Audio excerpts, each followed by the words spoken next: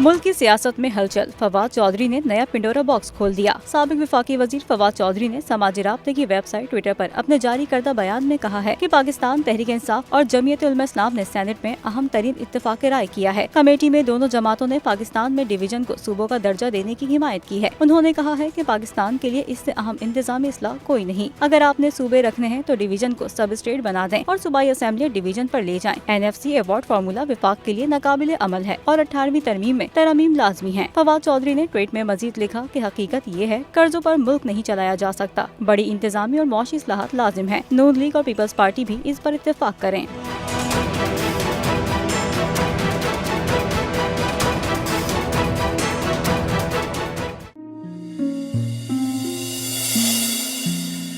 अपना घर यूं मईशत का पहिया भी घूमेगा, मजदूर भी सर उठा के जिएगा।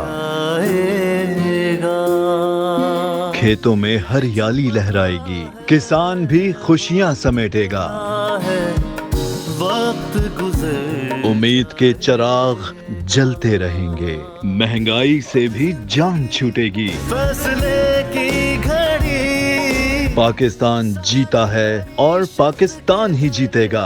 बोल बनेगा अवामी मसाइल की आवाज। पड़ेंगे कठिन फैसले। बात होगी मसाइल की, लेकिन हल के साथ। देखिए खुसूसी नशरियात मिशन मईशत बुध के रोज 1 बजे सिर्फ बोल न्यूज पर। सब्सक्राइब करें और बेल दबाएं ताकि कोई खबर रह न जाए।